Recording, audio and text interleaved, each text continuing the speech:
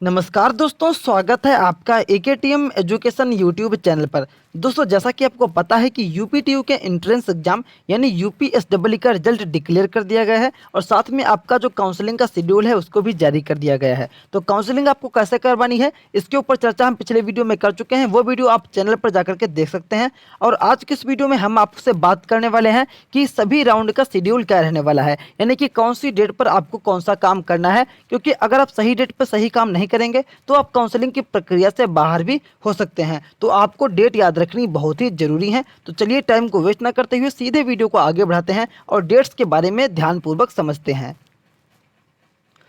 तो दोस्तों, यहाँ पर हमारे सामने आ चुका है यूपीटीयू के द्वारा जारी किया गया ऑफिशियल पीडीएफ, जिसमें आपकी काउंसलिंग की पूरी प्रक्रिया के बारे में बताया गया है। हालांकि इसके बारे में हम पिछले वीडियो में चर्चा कर चुके हैं, तो आप उस वीडियो को चैनल पर जाकर के देख भी सकते हैं। उसमें हमने काउंसलिंग के सारे स्टेप के बारे में चर्चा की थी। तो आज के इस वीडियो में हम डेट्स के बारे में देखने वाले हैं। तो चलिए वीडियो को आगे बढ़ाते हैं। दोस्तों, आपसे एक छोटी सी रिक्वेस्ट है कि अगर आपको वीडियो पसंद आए तो लाइक करें, साथ ही अपने सभी फ्रेंड्स के पास शेयर भी करें। और यूपीटीयू से जुड़ी सभी अपडेट्स के लिए आप हमारे चैनल को सब्सक्राइब करके बेल आइकन को जरूर दबा लें, ताकि जब भी कोई नई अपडेट आए आपको सबसे पहले अपडेट मिल सके। तो चलिए आगे बढ़ते हैं।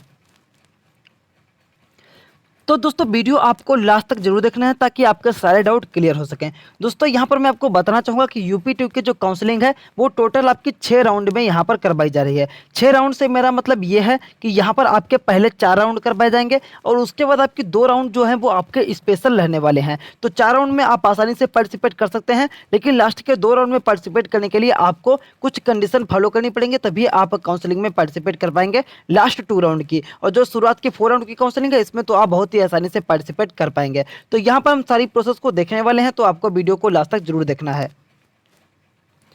तो दोस्तों, सबसे पहले बात करेंगे हम राउंड नंबर 1 की काउंसलिंग के बारे में। जैसा कि मैंने आपको पिछले वीडियो में बताया था कि सबसे पहले आपको करना पड़ता है रजिस्ट्रेशन, और उसके बाद आपको फीस का पेमेंट करना पड़ता है, और उसके बाद आपको डॉक्यूमेंट अपलोड करने पड़ते हैं ऑनलाइन। ठीक है, तो ये काम आप 19 अक्टूबर से, जो कि काउंसलिंग शुरू हो रही है, कर पाएंगे। 19 अक्टूबर को दोपहर 2 बजे से 22 अक्टूबर को आप रात के 11 बजे तक, 11:59 तक ये काम कर सकते हैं, रजिस्ट्रेशन, पेमेंट और डॉक्यूमेंट अपलोड करने का। उसके बाद आपका जो डॉक्यूमेंट का वेरिफिकेशन है, जैसे ही आप डॉक्यूमेंट को अपलोड कर देंगे, ये आपका शुरू हो जाएगा 20 तारीख से लेकर के। और 20 तारीख से लेकर के ये आपका जो है 23 तारीख तक कुल चलेगा। लेकिन अगर आपको कोई प्रॉब्लम रहती है तो 24 तारीख तक आपका डॉक्यूमेंट वेरिफिकेशन हो सकता है। इसके बाद आपका online choice filling and locking की प्रक्रिया आपकी तभी शुरू हो पाएगी जब आपके डॉक्यूमेंट का जो वेरिफिकेशन है ये सक्सेसफुल हो जाएगा। अगर आपके डॉक्यूमेंट वेरिफिकेशन में कोई प्रॉब्लम आती है तो फिर आप जो है चॉइस फिलिंग की प्रक्रिया नहीं कर पाएंगे। लेकिन डॉक्यूमेंट वेरिफिकेशन में आपको कोई भी प्रॉब्लम नहीं आएगी, हम आपको नेक्स्ट वीडियो में बताएंगे इसके बारे में। तो online choice filling and locking की प्रक्रिया पहले राउंड के लिए जो है वो आप 20 तारीख से शुरू करके आप 26 तारीख तक कर सकते हैं, लेकिन जितनी जल्दी आप कर लेंगे उतना ही आपके लिए सही रहेगा। इसके बाद आपकी जो भी क्वेरीज रहेंगी, जो भी आपकी प्रॉब्लम्स रहेंगी, उन पे आपको 20 तारीख से लेकर 24 तारीख तक यूपीटीयू की तरफ से रिस्पॉन्ड मिल जाएगा। इसके बाद आपका जो फर्स्ट राउंड का सीट अलॉटमेंट का रिजल्ट है, यहाँ पर जब आप रजिस्ट्रेशन, फीस का payment, document upload, choice filling and locking ये सारे प्रोसेस कंप्लीट कर लेंगे, तब आपका सीट अलॉटमेंट का रिजल्ट आएगा, जो कि 26 तारीख का आपको जारी किया जाएगा। 26 अक्टूबर 2020 को आपका फर्स्ट राउंड का जो सीट अलॉटमेंट का रिजल्ट है वो आपके सामने आ जाएगा। आपको सीट अलॉटमेंट, जब सीट आपको कोई भी मिल जाएगी तो आपके सामने 2 ऑप्शन होंगे। पहला ऑप्शन आपका फ्रीज करने का रहेगा और दूसरा ऑप्शन फ्लोट करने का रहेगा। हालांकि फ्रीज और फ्लोट के बारे में हम आपको नेक्स्ट वीडियो में विस्तारपूर्वक चर्चा में करेंगे। लेकिन फ्रीज का मतलब होता है कि जो भी ब्रांच आपको मिली है, जो भी सीट आपको मिली है, आप उसी पे एडमिशन लेना चाहते हैं। और फ्लोट का मतलब होता है कि जो ब्रांच आपको मिली है वो आपको पसंद नहीं आई है और आप नेक्स्ट राउंड की काउंसलिंग में पार्टिसिपेट करना चाहते हैं। तो ये आपके ऊपर टोटली डिपेंड करता है कि आप को जो सीट मिली है उसको आप फ्रीज करेंगे यानी कि लॉक करेंगे, या आप फ्लोट करके अगले राउंड में आप अपनी सीट को बदलना चाहेंगे। तो जो भी आपको करना है वो आप जो है विलिंगनेस जो है आपकी वो 26 से लेकर के 29 तारीख तक चलेगी, आप आसानी से कर सकते हैं। इसके बाद विलिंगनेस के बाद जब आप, अगर आप फ्रीज करेंगे चाहे आप फ्लोट करेंगे, आपको सीट कंफर्मेशन के लिए सीट एक्सेप्टेंस फीस का पेमेंट करना पड़ेगा। यानी कि फ्रीज और फ्लोट करने के लिए आपको सीट एक्सेप्टेंस फीस का पेमेंट करना पड़ता है, जो कि 20,000 रुपये और 12,000 रुपये 2 कैटेगरी में आपकी बांटी गई है। 20,000 रुपये आपकी उन कैटेगरी के स्टूडेंट के लिए लगती है जो कि जो कि जनरल हैं या ओबीसी हैं। यानी कि जनरल और ओबीसी की कैटेगरी के स्टूडेंट हैं उनको 20,000 रुपये देना पड़ेगा। और जो आपके एससी और एसटी कैटेगरी के स्टूडेंट हैं उनको आपके 12,000 रुपये की फीस का पेमेंट करना पड़ेगा, तभी वो जो है सीट को अपनी कंफर्म कर पाएंगे। उसके बाद आप फ्रीज या फ्लोट करेंगे, यानी कि 20,000 और 12,000, जनरल और ओबीसी वालों के लिए 20,000 और एससी एसटी के कैटेगरी के स्टूडेंट के लिए 12,000 रुपये की फीस का पेमेंट आपको करना ही पड़ेगा, तभी आप अगले राउंड की काउंसलिंग में पार्टिसिपेट कर पाएंगे। तो दोस्तों जब आप यहाँ पर आप 20 या 12,000 रुपये की फीस का पेमेंट कर देंगे, तो अगर आपने फ्रीज किया है तो फिर तो आपको कोई दिक्कत नहीं है, वही कॉलेज आपको अलॉट कर दिया जाएगा, फिर आपको कॉलेज में रिपोर्टिंग करनी पड़ेगी, जैसा कि पिछले वीडियो में मैंने आपको बताया था। लेकिन अगर आप फ्लोट करेंगे तो फिर आप नेक्स्ट राउंड में पहुंच जाएंगे, और नेक्स्ट राउंड में फिर आपको उसी तरीके से चॉइस फिलिंग एंड लॉकिंग वगैरह की प्रक्रिया करनी पड़ेगी, जो कि मैं आपको यहाँ पर दिखाने वाला हूँ। तो देखिए सेकंड राउंड के बारे में अगर हम बात करें तो सेकंड राउंड का जो रजिस्ट्रेशन है और फीस का पेमेंट है, जो नए स्टूडेंट हैं जिन्होंने फर्स्ट राउंड में पार्टिसिपेट नहीं किया था, वो 30 तारीख से लेकर के 2 आपका जो नवंबर रहेगा वहां तक कर सकते हैं। और उनका भी फर्स्ट राउंड के तरह डॉक्यूमेंट वेरिफिकेशन होगा, और उसके बाद चॉइस फिलिंग एंड लॉकिंग की प्रक्रिया होगी। यहाँ पर सेकंड राउंड में जो चॉइस फिलिंग एंड लॉकिंग की प्रक्रिया है, इसमें 2 तरीके के स्टूडेंट पार्टिसिपेट करेंगे। एक तो वो लोग जिनको फर्स्ट राउंड में कॉलेज नहीं मिला था, या जिनको फर्स्ट राउंड में कॉलेज मिला था उन्होंने फ्लोट कर दिया था, और जो स्टूडेंट सेकंड राउंड में डायरेक्टली पार्टिसिपेट कर रहे हैं वो आप चॉइस फिलिंग एंड लॉकिंग की प्रक्रिया करेंगे, जो कि 30 तारीख से लेकर के आपकी 5 तारीख तक रखी गई है।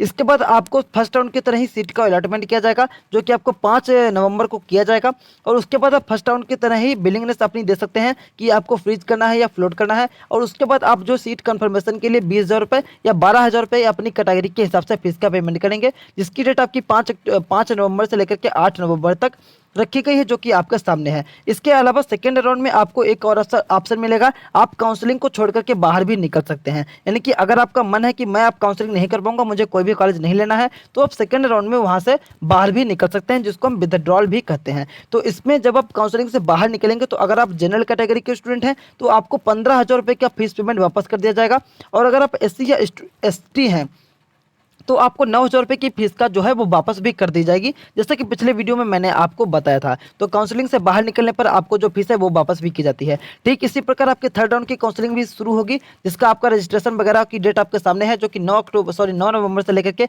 11 नवंबर तक रहेगी। फिर इसका भी डॉक्यूमेंट वेरिफिकेशन होगा, इसकी भी चॉइस फिलिंग एंड लॉकिंग होगी, और उसके बाद भी आपको सीट का अलॉटमेंट कर दिया जाएगा।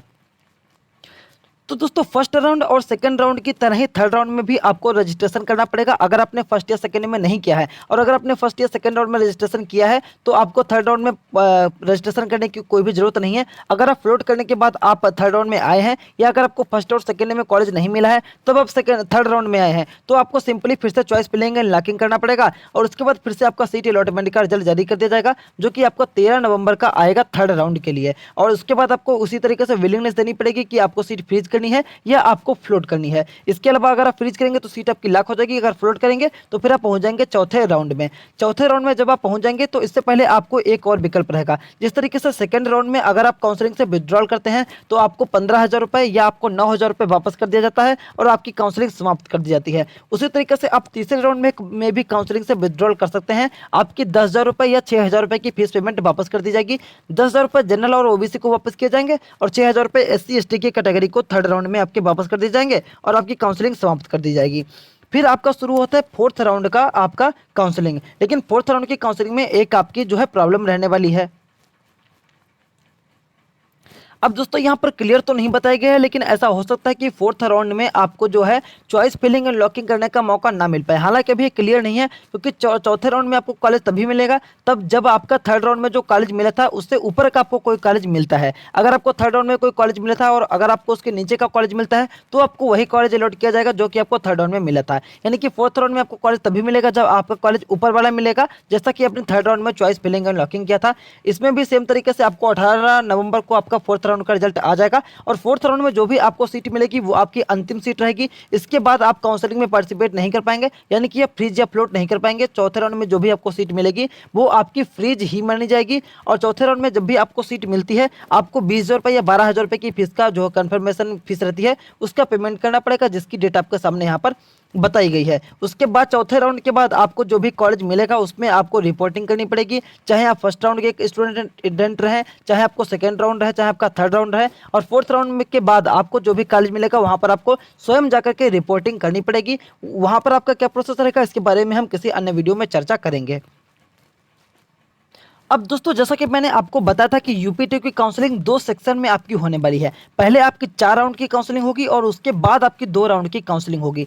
पहले 4 राउंड की काउंसलिंग में आप आसानी से पार्टिसिपेट कर सकते हैं। फर्स्ट राउंड में, सेकंड राउंड में, थर्ड राउंड में, फोर्थ राउंड में आप बाकायदा रजिस्ट्रेशन करने के बाद में एक-एक करके काउंसलिंग में पार्टिसिपेट कर सकते हैं। और अगर आपको पहले राउंड में कॉलेज नहीं मिला है तो सेकंड राउंड, फिर सेकंड राउंड में नहीं मिला तो थर्ड राउंड, या थर्ड में नहीं मिला तो फोर्थ राउंड आप आसानी से कर सकते हैं। लेकिन जो लास्ट के 2 राउंड हैं यानी कि राउंड नंबर 5 और 6, ये स्पेशल राउंड है। इसमें आपको कुछ कंडीशन रहेंगी तभी आपको पार्टिसिपेट करने का मौका मिलेगा। तो जब भी 5वां और 6ठा राउंड आएगा हम आपको बताएंगे, तब आप पार्टिसिपेट कर लीजिएगा।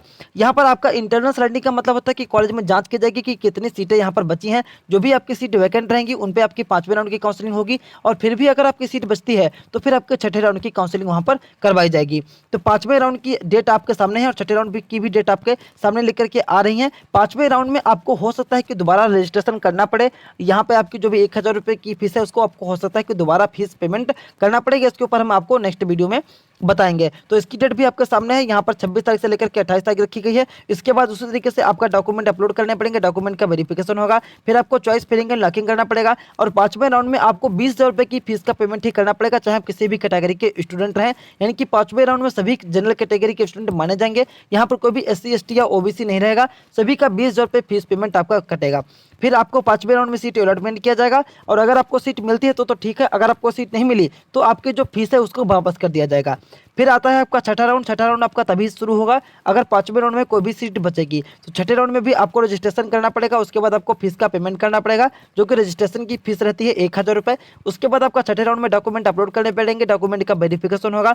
फिर आपको 6ठे राउंड में अपनी चॉइस फिलिंग एंड लॉकिंग करना पड़ेगा और 20,000 रुपये की फीस का पेमेंट आपको करना पड़ेगा, चाहे आप किसी भी कैटेगरी के स्टूडेंट रहें। फिर 6ठे राउंड में आपको सीट का अलॉटमेंट कर दिया जाएगा और ये फाइनल अलॉटमेंट रहेगा। इसके बाद यूपी2 में 2020 में किसी भी राउंड की काउंसलिंग नहीं की जाएगी। तो 6ठा राउंड आपका लास्ट राउंड यहाँ पर समाप्त हो जाएगा।